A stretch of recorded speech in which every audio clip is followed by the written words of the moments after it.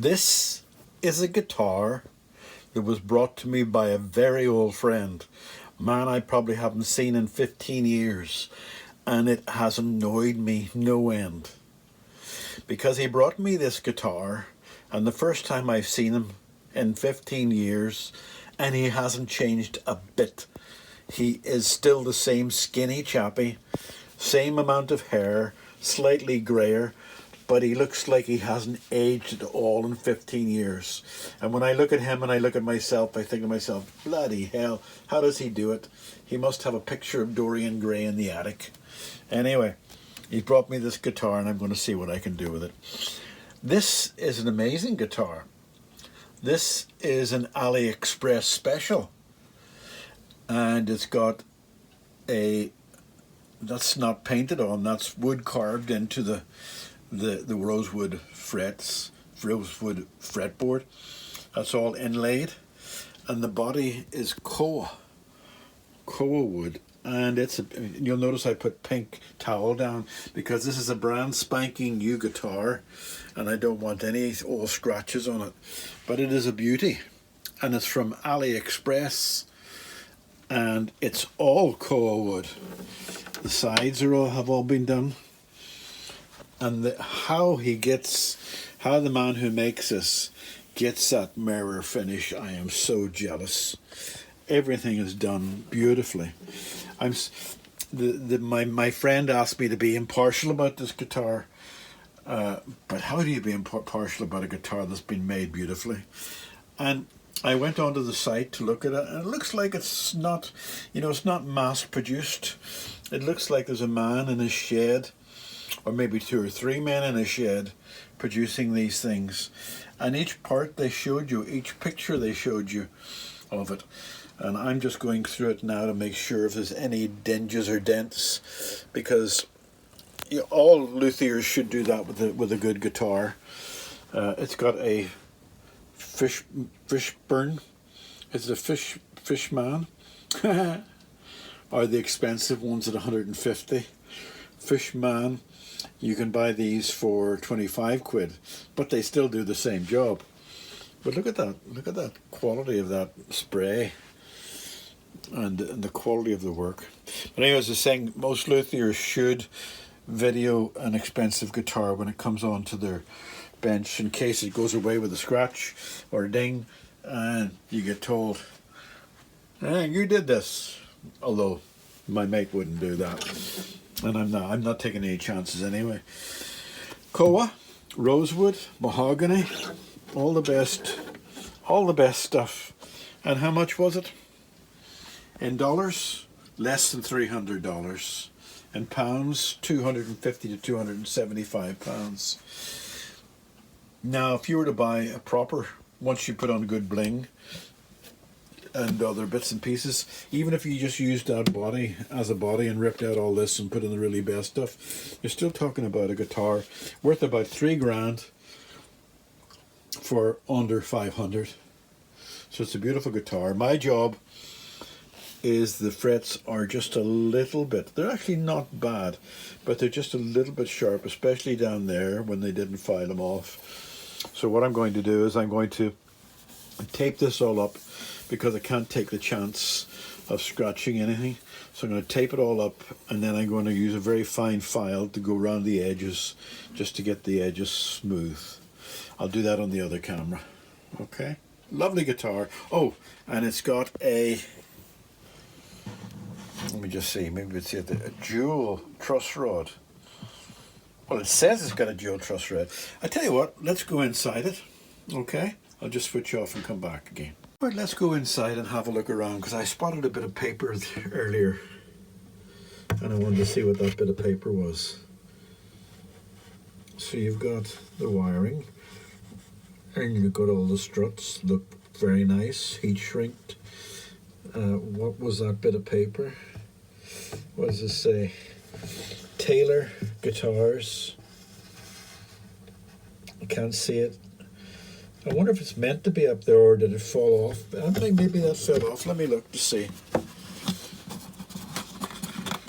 All right, it's not really stuck there. It looks like it's fallen off. So let me just take it from where it's been stuck accidentally.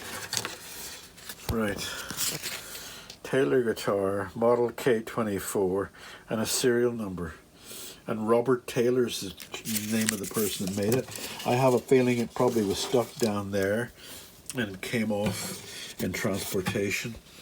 I'll speak to the owner about what he wants to do with that, and I'll stick it back down again. But anyway, let's go back in again. I know I saw some paperwork. So Koa Wood, nice curving. I can't really see as well because you can actually see better than me until I get on the computer.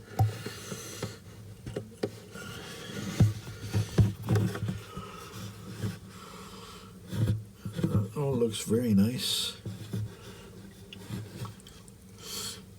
Is that a battery? I can't tell. I need better. I can't see. I'm having a good look around inside it. But to me, it looks very nicely done all the way around. Have a look. I'll look closer at that later on. Okay, so there we go. I've checked the straightness of the neck. It's slightly an upper bow. The bridge is more or less perfect to where it needs to be. Prefer it had been a little bit further up, like that.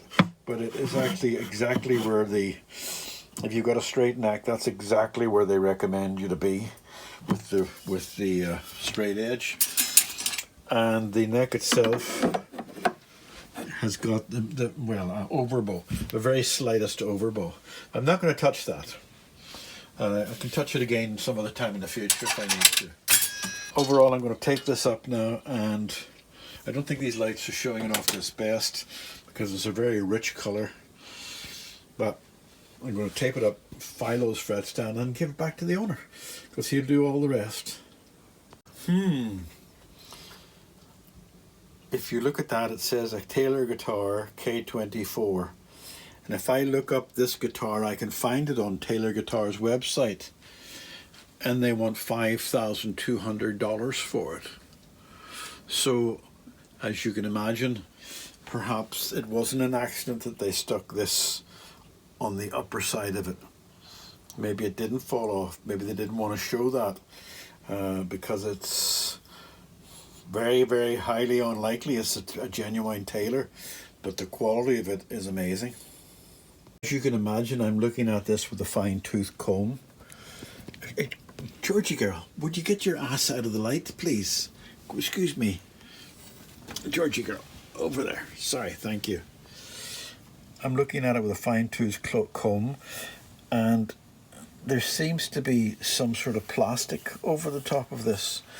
Some sort of... Georgie Girl. Georgie. She wants up.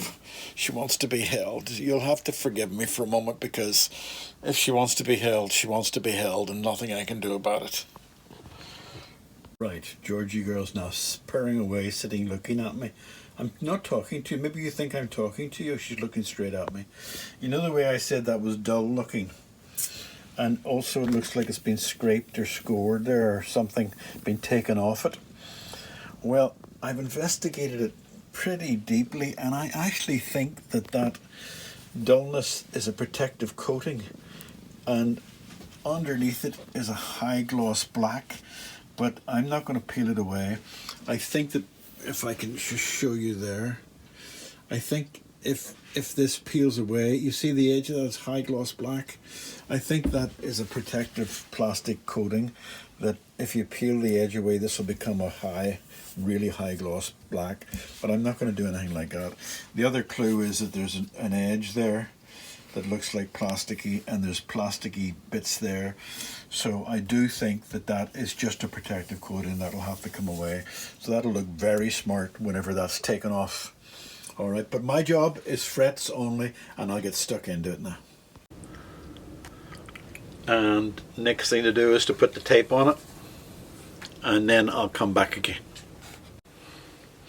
Right, all I'm going to do is use the smallest of the fret files, which these are fairly narrow. Let me just make sure I get the smallest one. That's that one, right? And it's just the ends of the frets. Going to do each side because the fret's been cut that way and it's left a little sharp side on each side, so it's not a critical issue. And just make sure I get the right side. And you can I can actually hear it if it's clean. Those are clean. And it should only take this. Now, I'm only going to do this side because I'll need to turn the guitar completely around so that I can do the right smooth side. So for these ones, I'm going to put the tape on and remove the tape as I need it instead of having it on permanently. And you can figure out for yourself why I'm going to do that. I don't have to explain it, do I? Do you? Do I? Do I?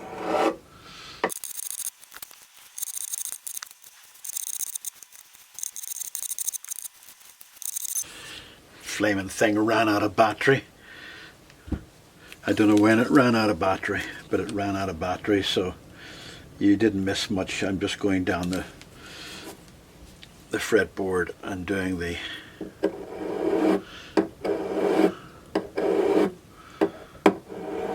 I'm hardly putting any weight on this. It's just to take off any rough edges. I may have to go over it again with a fine sandpaper, but we'll see.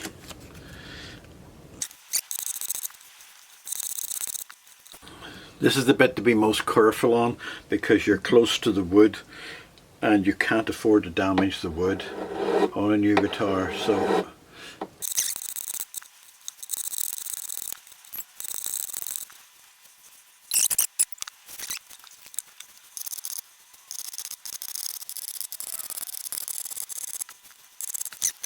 I don't think I can take it down as close as I need to. That one. Now what I will do after I finish this, I'll get some 2000 grit sandpaper and I'll just rub gently on the edges and on the fretboard and polish the fretboard with 2000, maybe 2500 grit sandpaper. It will rub this as well.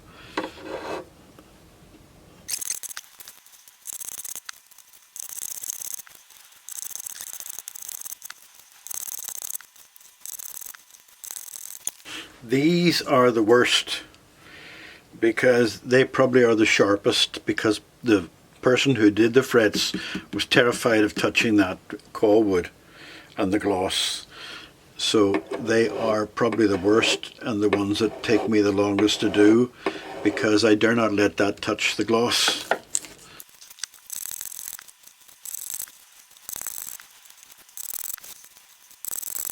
Okay, now I'll take off these.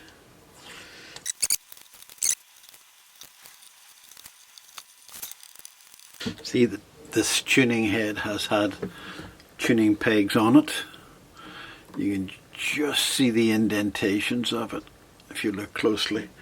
I can only presume that that was because they were setting it up. They put tuning pegs in to get the holes right. Right, okay. Now,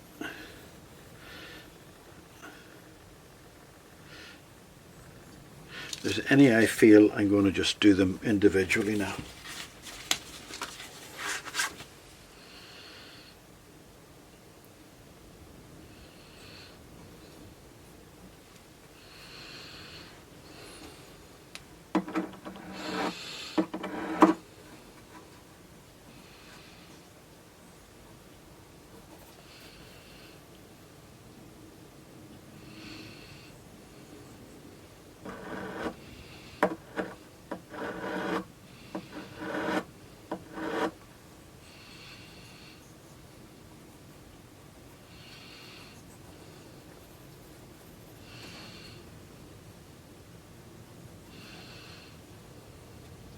Now it's quite possible it's not as good a fret job as you would find on a Gibson or anything like that there, because if they cut those too long, then you have to file away the edges of them, and then you would damage the fretboard where it's been highly glossed, and I'm not going to do that.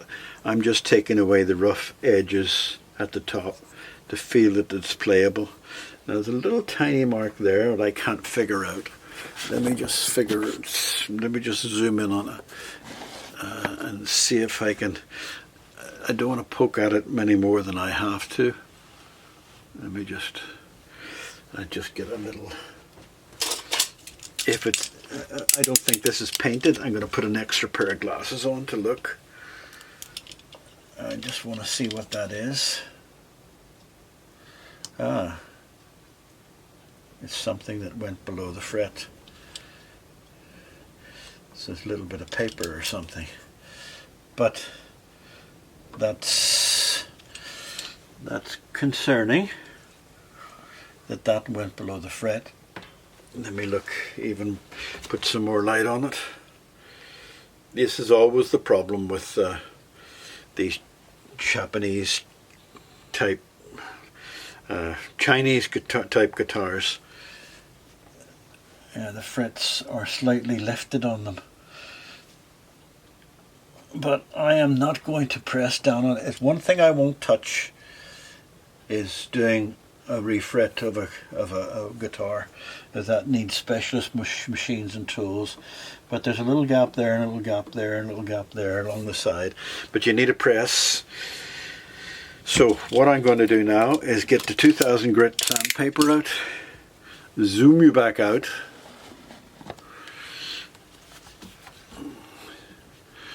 Zoom you back out, and I've been sitting, as I was working on that, I was considering this guitar and this 2000 grit, right? And the fact that where is it? The fact that the paper, the fact that was stuck on the upside maybe wasn't an accident. Because a Taylor guitar with that name and my signature on it, put on the bottom of that,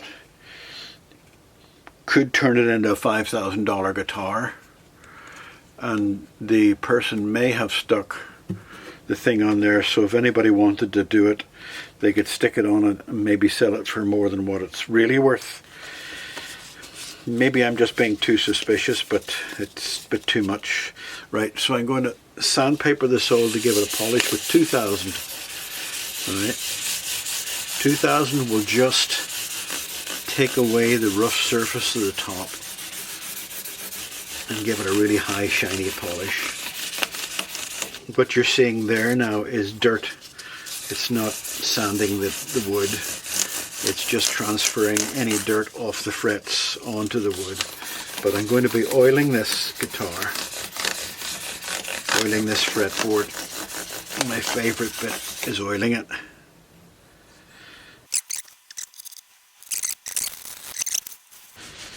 This is just cleaning with a very, very mild polish. I'm thinking about this guitar, and I'm not thinking. I'm thinking about it because I don't like that. I don't like that. But then again, anybody, if you buy something from AliExpress, I must admit, it's a lovely guitar. It really is a guitar, and it's worth the £275 or £300 to pay for it. It really is. But then you have to ask yourself, who has the money to pay £5,000 for a proper Taylor guitar? And what goes into a proper Taylor guitar that's not into this?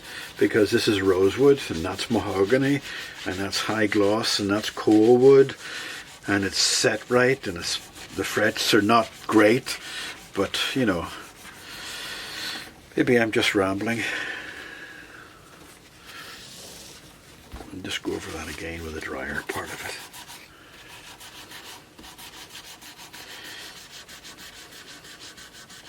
This, even if you bought this from AliExpress and put it on your wall as a wall hanger, it would be worth it. But if you really wanted a Taylor guitar, how many years would you have to save up? Well, I know I would. Actually, I wouldn't spend that kind of money on a genuine Taylor guitar. That coming off worries me a little bit, because that means that they've stained this and it's not the natural finish of the rosewood, and I would have preferred the natural finish, but I presume it's a style thing. Now the tissue's not getting caught at the side. It was earlier when I ran it up and down, and the tissue's not getting caught at the side. Now I'm going to oil this with my trusty steed.